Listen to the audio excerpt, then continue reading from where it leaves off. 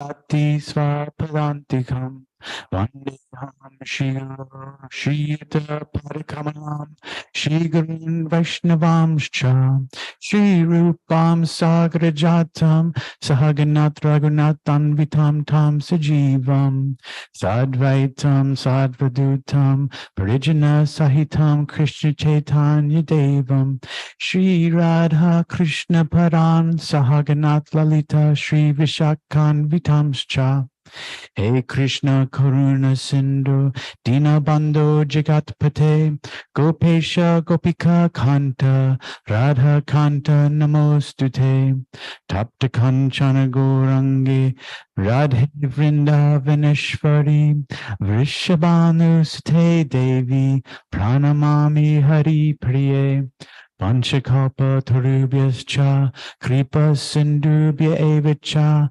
Patitanam Pavanebhyo Vaishnavibhyo Namo Namaha Shri Krishna Chaitanya Prabhu Nityananda Shri Advaita Gadadhar Shivasari Gaura Bhakta Vrinda Hare Krishna Krishna Krishna Hare Hare Hare Rama Rama Rama Hare Hare. Today we'll be looking at Bhagavad Gita as it is, chapter 13.8 through 13.18.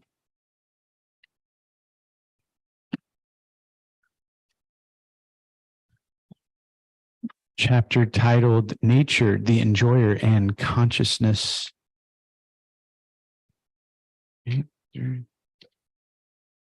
Page 608. Sanskrit and translation together.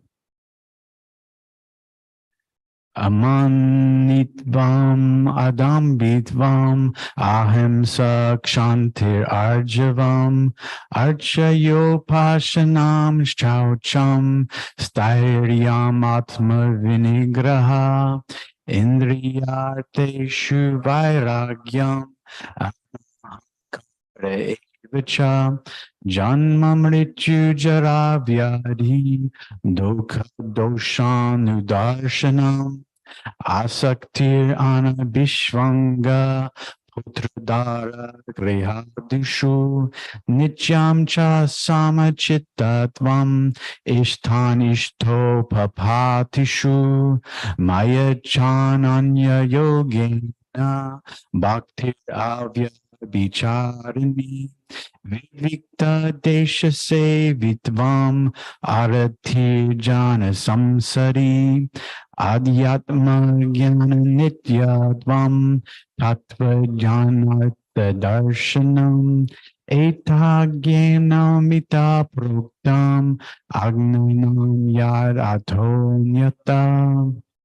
Translation: humility, pridelessness, non-violence, tolerance, simplicity, approaching a bona fide spiritual master, cleanliness, steadiness, and self-control, renunciation of the objects of sense gratification, absence of false ego, the perception of the evil of birth, death, old age, and disease, non-attachment to children, wife, home, and the rest, and even-mindedness amid pleasant and unpleasant events, constant and unalloyed devotion to me, resorting to solitary places, detachment from the general mass of people, accepting the importance of self-realization, and philosophical search for the absolute truth.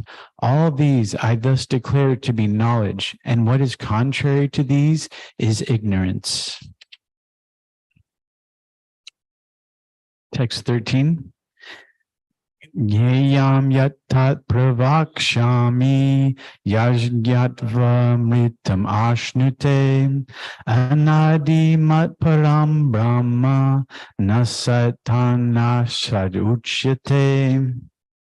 Translation: I shall now explain the knowable, knowing which you will taste the eternal. This is beginninglessness, and it is subordinate to me. It is called Brahman, the spirit, and it lies beyond the cause and effect of this material world. Text 14.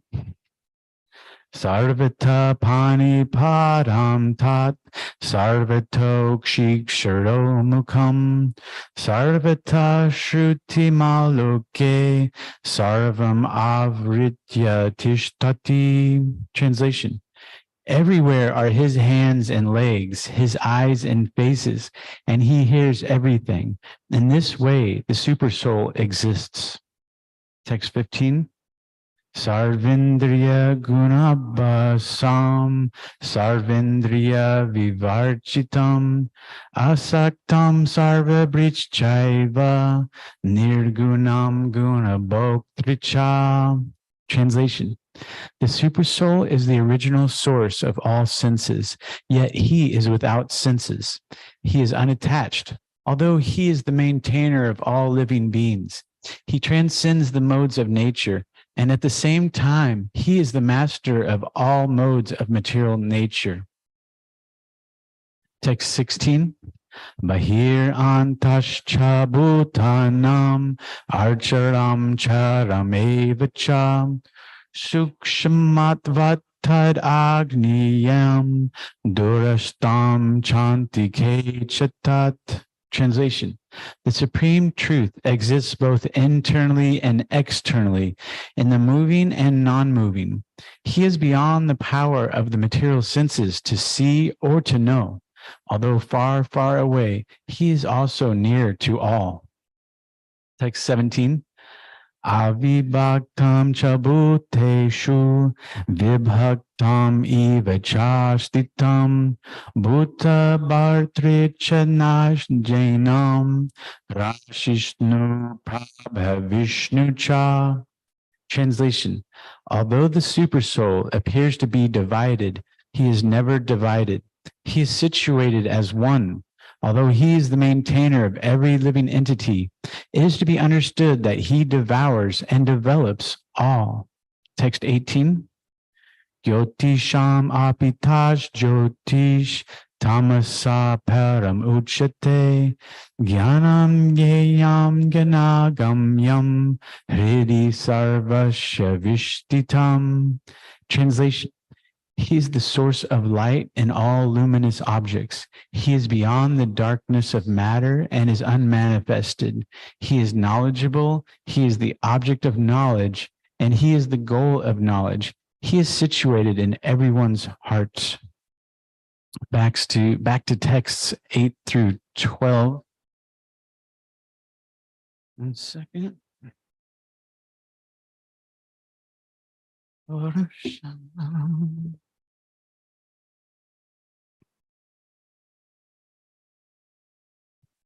And I will read the translation again of 8 through 12 and read some of the purport by His Divine Grace, A.C. Bhaktivedanta Swami Srila Prabhupada, founder Acharya of the International Society for Krishna Consciousness. Srila Prabhupada Ki Jai. Humility, pridelessness, nonviolence, tolerance, simplicity, approaching a bona fide spiritual master, cleanliness, steadiness and self-control, renunciation of the objects of sense gratification, absence of false ego, the perception of the evil of birth, death, old age, and disease, non-attachment to children, wife, home, and the rest, and even-mindedness amid pleasant and unpleasant events, constant and unalloyed devotion to me, resorting to solitary places, detachment from the general mass of people, accepting the importance of self-realization, and philosophical search for the absolute truth. All these I thus declare to be knowledge, and what is contrary to these is ignorance.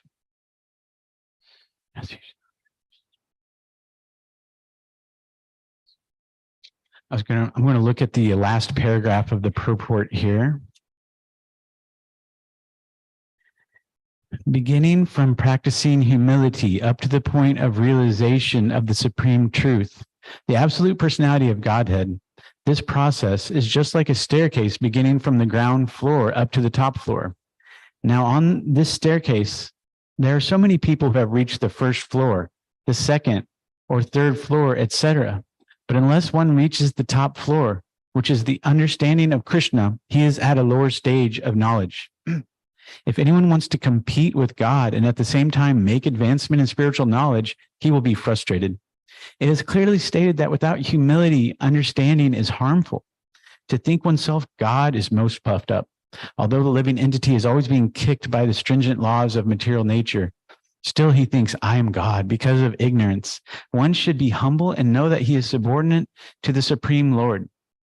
Due to rebellion against the Supreme Lord, one becomes subordinate to material nature. One must know and be convinced of this truth. Last sentence again, due to rebellion against the Supreme Lord, one becomes subordinate to material nature. One must know and be convinced of this truth.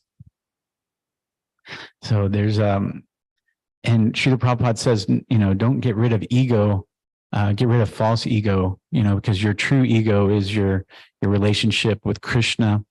And this false ego is thinking oneself the controller, or thinking oneself the body, actually. And it's one of the first lessons in spiritual life is we are not the body. And also knowing the super soul would be one of the next steps. And we have to know that we're not the body. There's three things, there's the soul, the super soul, and then the body. And so we're not the body. And ego, we want to, ego is like identity. And Srila Prabhupada says, and Shri Shri Gaurnitai Ki Jai, Hare Krishna, Krishna Krishna, Hare Hare, Hare Rama, Rama Hare. And people are thinking they are God, people are walking around, and it's so funny to think that.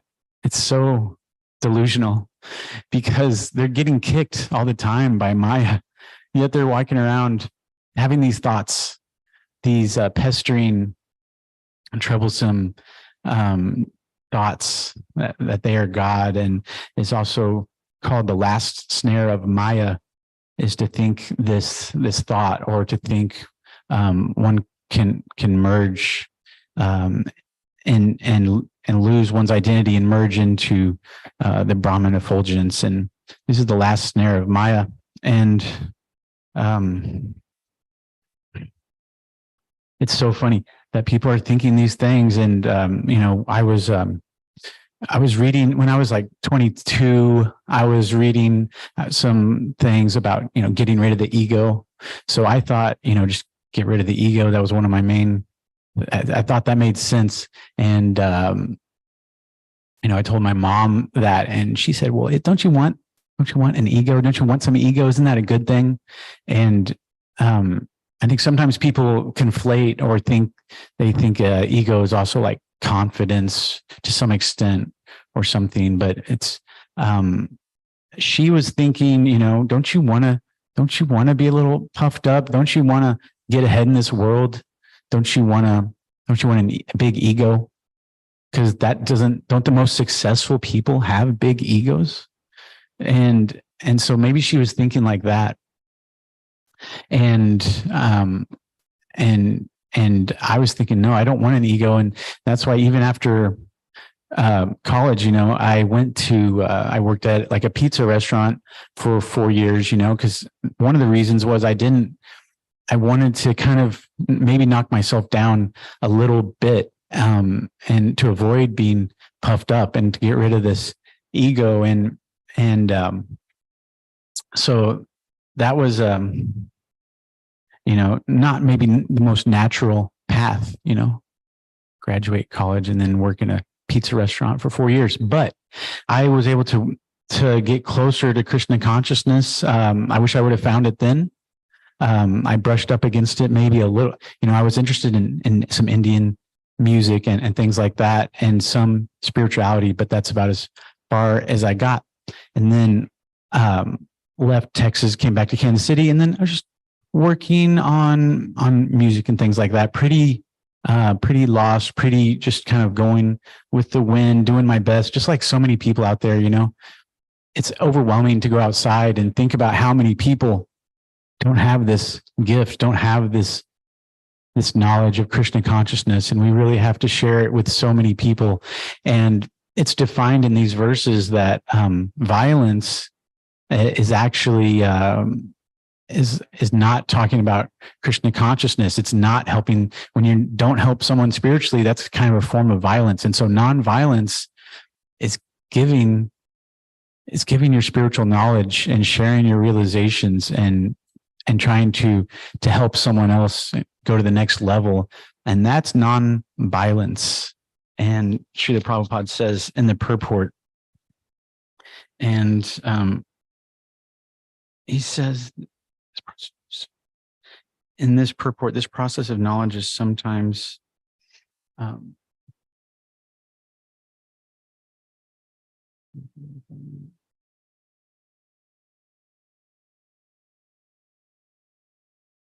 yeah, he says nonviolence is generally taken to mean not killing or destroying the body, but actually nonviolence means not to put others into distress. So distressing an individual, even if it's some sort of, you see so many pranks and people like to do little silly pranks because it makes them laugh, but to put another living entity into any form of distress is a form of violence. So people in general are trapped by ignorance in the material concept of life, and they perpetually suffer material pains. So unless one elevates people to spiritual knowledge, one is practicing violence. That's quite a statement.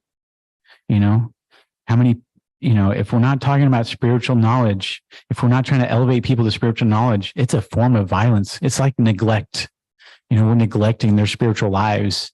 And so, you know, anytime we're out there and maybe even avoiding, you know, sometimes someone may say, I just don't want to associate with those people because I feel like their chit chat knocks me down. It's not spiritual. So I'm going to avoid their chit chat. But maybe even avoidance is a form of violence, you know, because we have to help them wherever they're at. And if we're engaging in chit chat, mundane chit chat with people, you know, it's violence because you're not being true to who you are, and you can help them. So you have to help them. One should try his best to distribute real knowledge to the people so that they may become enlightened and leave this material entanglement. That is non-violence. This process of knowledge is sometimes, what does it say?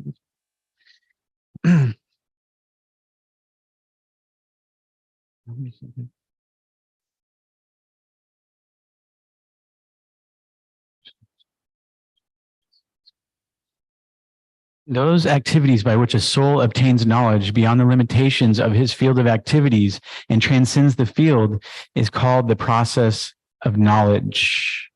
Transcending the field. It's like, imagine a small child in their backyard, and they've got, maybe it's a wealthy child, and they've got such a nice playground and so many nice things in their backyard. And they may think they're the controller of that little world, but the child really knows nothing past that fence. And so, but trying to obtain knowledge beyond the limitations of his field of activities. And when Krishna is speaking about the field, you know, talking about the body, and some of these reasons, these are a good reason to take, you know, Srila Bhaktisiddhanta's advice, you know, in the morning, you know, kick the mind 100 times with the shoes, and then at night 100 times with the broom. And that's a lot. You know, that's a lot of, if someone was actually doing that 100 times to you, 100 times with a broom, I mean, that would be kind of traumatic. That would be a lot. And so we have to kind of traumatize our conditioned mind and kind of get it into shape. Like in the military, how do they get someone in shape? You know, you follow a regimen, you respect your superiors and everybody, and you take orders well. And we have to have this, just like a misbehaving child, we have to kind of have a hardline approach. We have to know and really get it into shape, learn how to discipline the mind. And it's very challenging. It's like a lion. It's kind of like a wild lion, kind of a ferocious lion.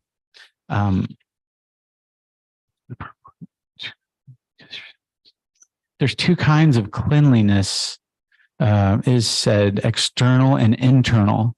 External cleanliness, cleaning the body, and then internal cleanliness is increasing your Krishna consciousness. And there's a verse in the Garuda Purana, Om Apavitra Pavitra Va Sarvavashtam Gatopi Va Yasmaret Pundarikaksham Sarvavim Tara Suchi, whether pure or impure, or having passed through all the conditions of material life, one who remembers lotus-eyed Krishna becomes internally and externally clean. Steadiness means, not stopping along the way, making a long journey. If you're making a long journey and you're trying to get to a destination by a certain time, there can be a lot of distractions along the way. Let's stop here. Let's stop there. I looked it up online. Oh, there's a cool store down this road a few miles, and we can get so distracted. Maybe there's other people with us in the car and we're traveling, and so there's so many distractions, but steadiness means not stopping along the way. And, if we get too distracted, we could even accidentally turn around and go the wrong way.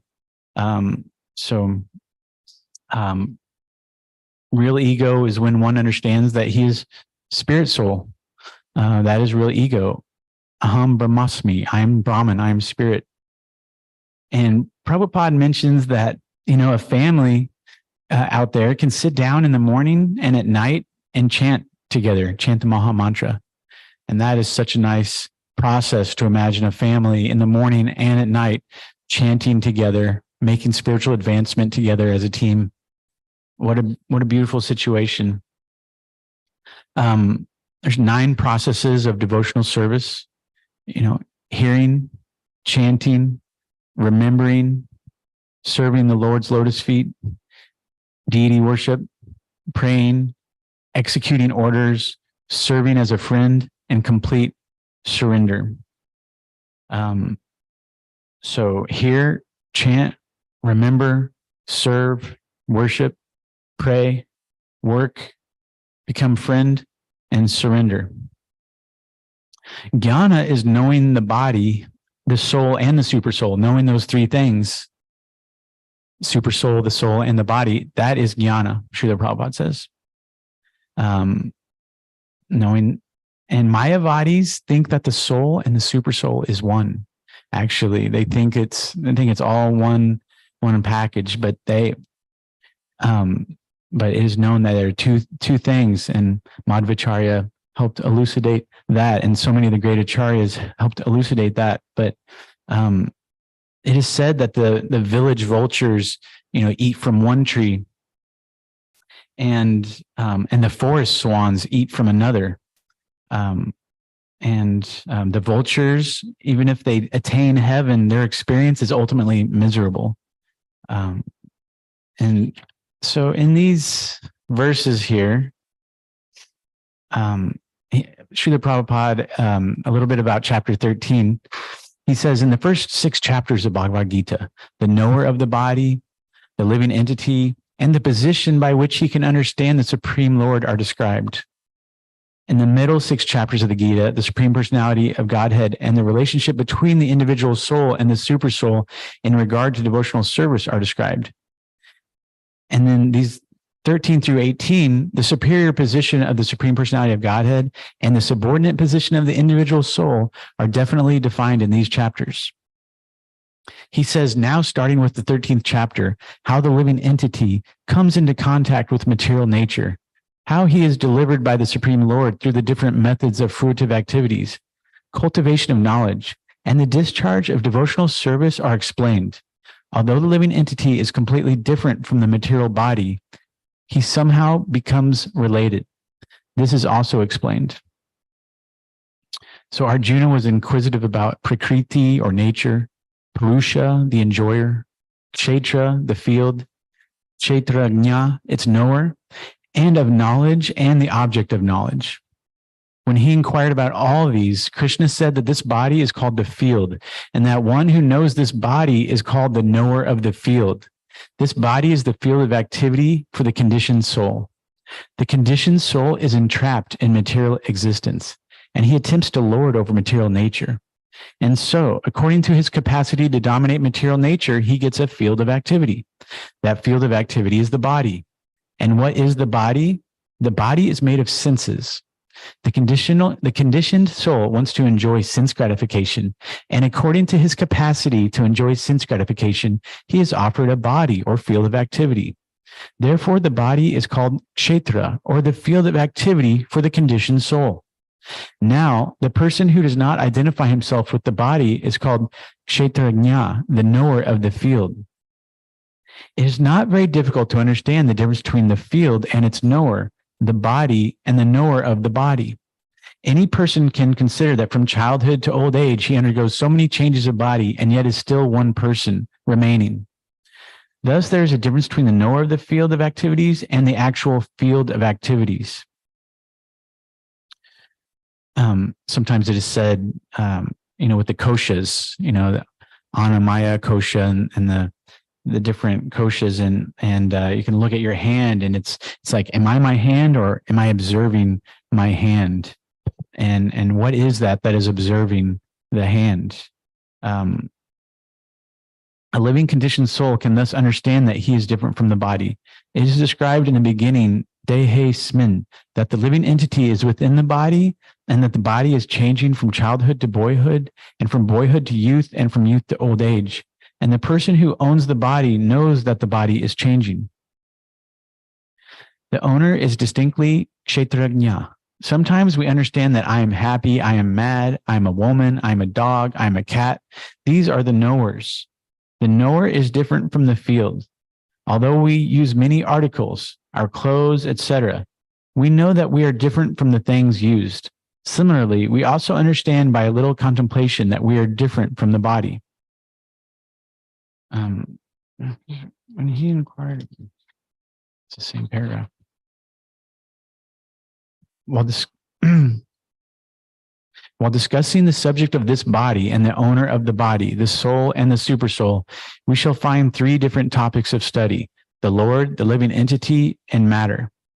In every field of activities, in every body, there are two souls, the individual soul and the supersoul.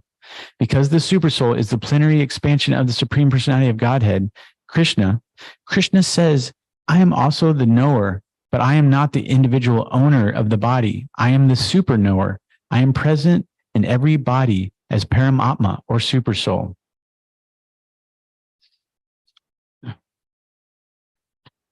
Going on to text 13.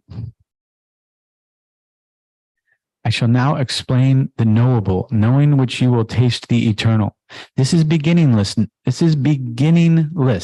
and it is subordinate to me. It is called Brahman, the spirit, and it lies beyond the cause and effect of this material world. By knowledge of the knower, both the soul and the supersoul, one can relish the nectar of life. And then 14 through 18 might sometimes, some scholars might make a correlation. They may say that it makes it seem like that which is knowable is the impersonal Brahman until text 18. Of course, in the purports, Srila Prabhupada makes it very clear that these verses are describing the supersoul. And so Krishna makes it very clear in verse 18. So I would like to read the translations 14 through 18. Everywhere are his hands and legs, his eyes and faces, and he hears everything. In this way, the supersoul exists. The supersoul is the original source of all senses, yet he is without senses. He is unattached, although he is the maintainer of all living beings. He transcends the modes of nature, and at the same time, he's the master of all modes of material nature. The supreme truth exists both internally and externally, in the moving and non-moving. He is beyond the power of the material senses to see or to know. Although far, far away, he is also near to all.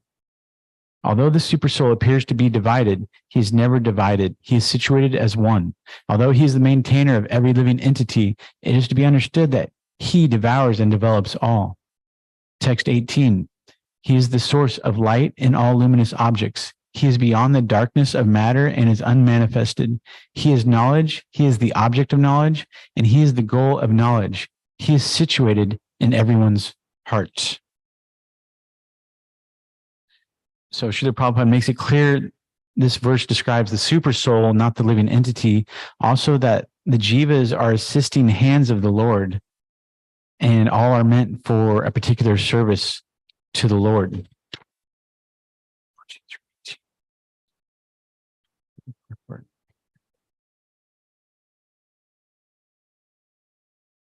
I'm going to read 17 here.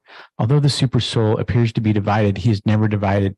He is situated as one. Although he is the maintainer of every living entity, it is to be understood that he devours and develops all. Purport. The Lord is situated in everyone's heart as the super soul. Does that mean that he has become divided? No. Actually, he is one. The example is given of the sun. The sun at the meridian is situated in his place. But if one goes for 5,000 miles in all directions and asks, where is the sun? Everyone will say that it is shining on his head. In the Vedic literature, this example is given to show that although he is undivided, he is situated as if divided. Also, it is said in Vedic literature that one Vishnu is present everywhere by his omnipotence, just as the sun appears in many places to many persons. And the Supreme Lord, although the maintainer of every living entity, devours everything at the time of annihilation. This was confirmed in the 11th chapter when the Lord said that he has come to devour all the warriors assembled at Kurukshetra. He also mentions that in the form of time, he devours also. He is the annihilator, the killer of all. When there is creation, he develops all from their original state, and at the time of annihilation, he devours them. The Vedic hymns confirm the fact that he is the origin of all living entities and the rest of all. After creation, everything rests in his omnipotence, and after annihilation, everything again returns to rest in him. These are the confirmations of Vedic hymns. Yato va imani bhutani jayante yena jatani jivanti yat prayantyab vishma vishanti tad brahma tad vignashaspa. Tatriya Upanishad 3.1. And text 18 translation. He is the source of light in all luminous objects. He is beyond the darkness of matter and is unmanifested. He is knowledge. He is the object of knowledge, and he is the goal of knowledge. He is situated in everyone's heart.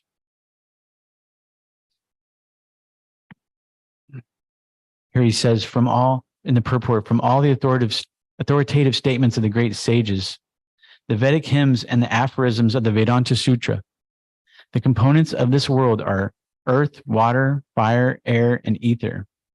These are the five great elements, Mahabhuta.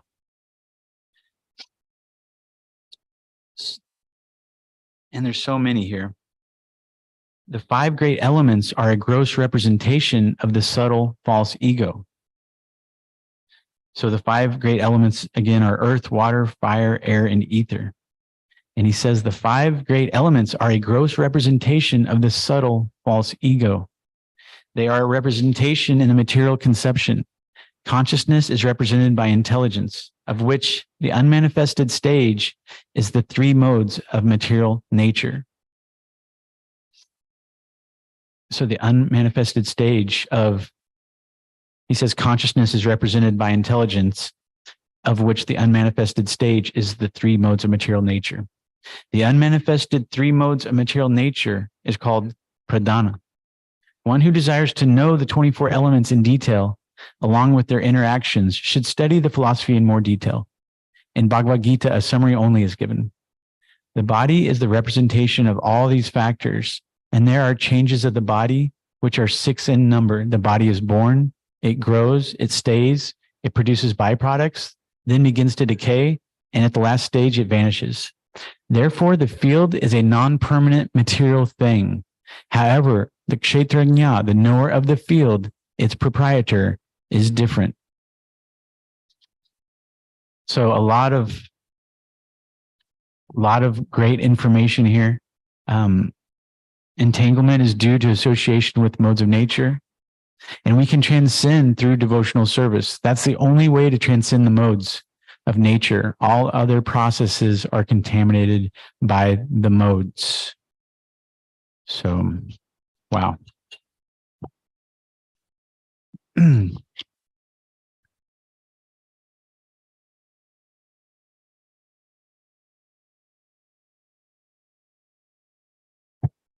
So was there any questions or topics for discussion today?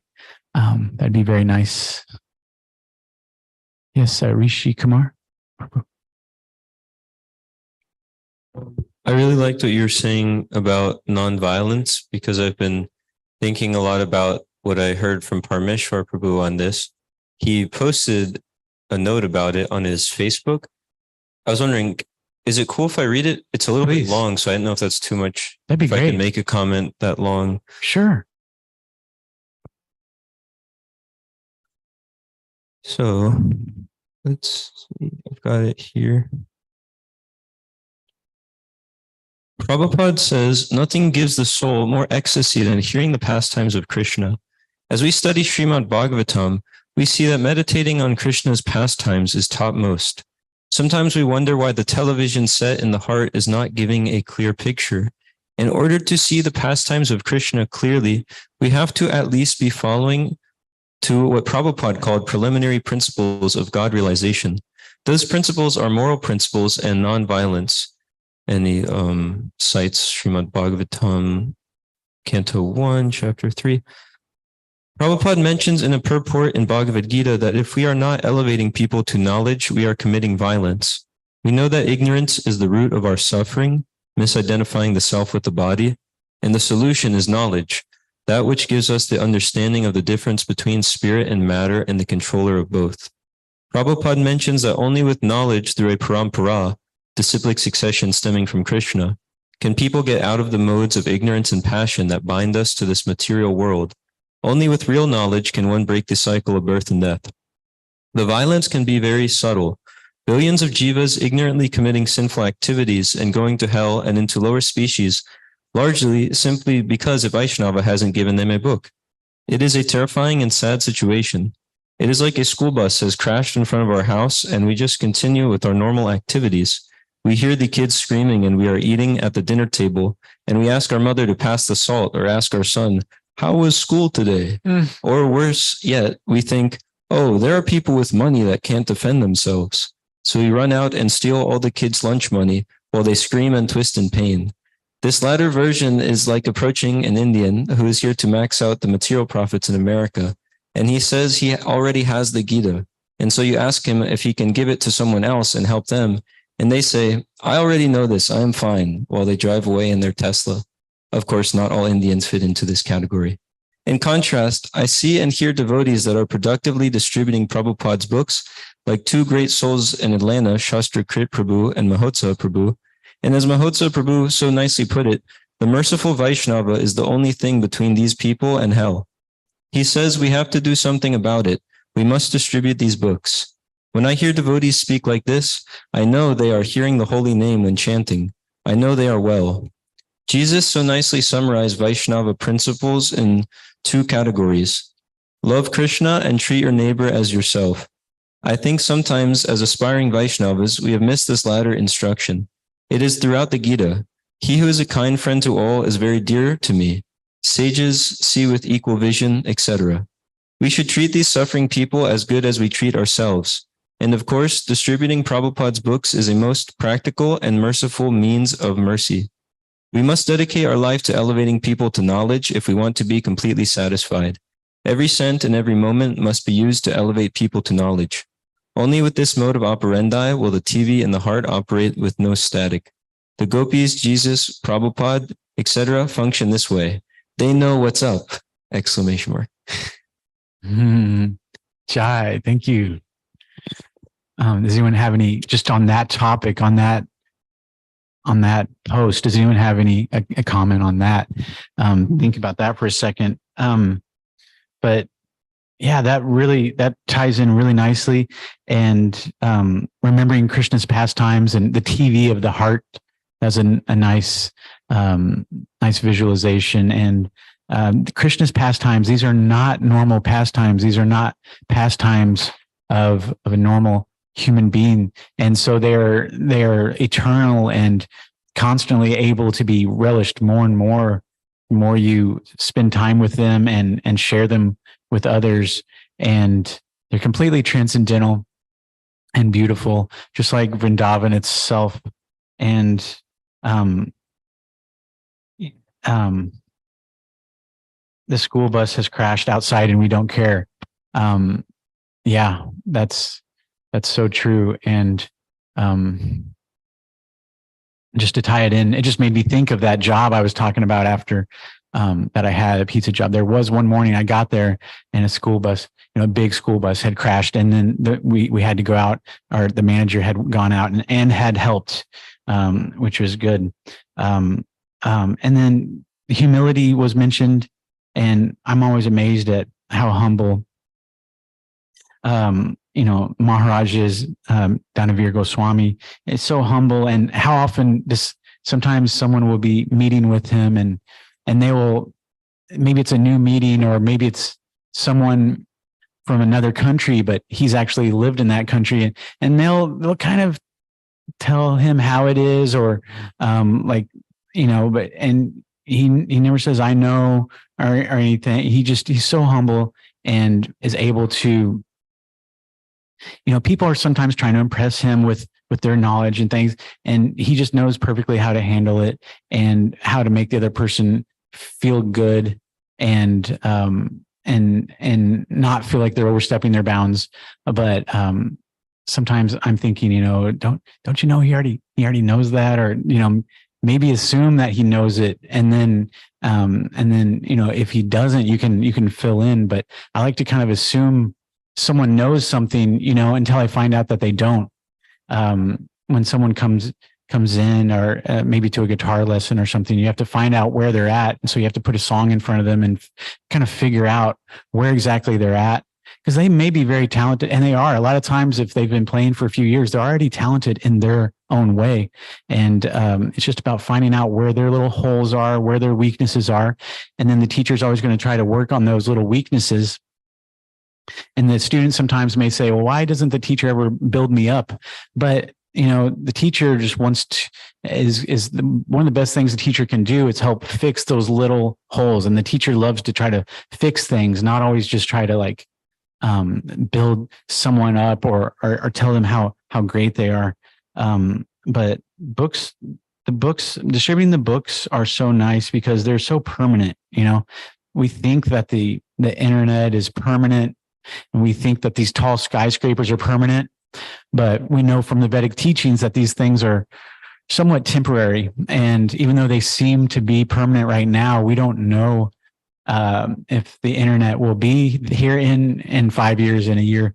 And it is, so the books are so nice because they are so, it's permanent. It's right there. You can hold it. So these books will not go away. And the internet is very nice too. I like to imagine how Srila Prabhupada would have perfectly have utilized the internet from the very get-go to help spread Krishna consciousness. But he wanted us to figure that out, follow in his steps, and learn how to perfectly distribute on the internet. And it's amazing when someone reaches out to you out of the blue that doesn't know you on Facebook or something. One time, a devotee from New York a few years back found me and was asking me if I wanted a really good deal on a Srimad Bhagavatam set.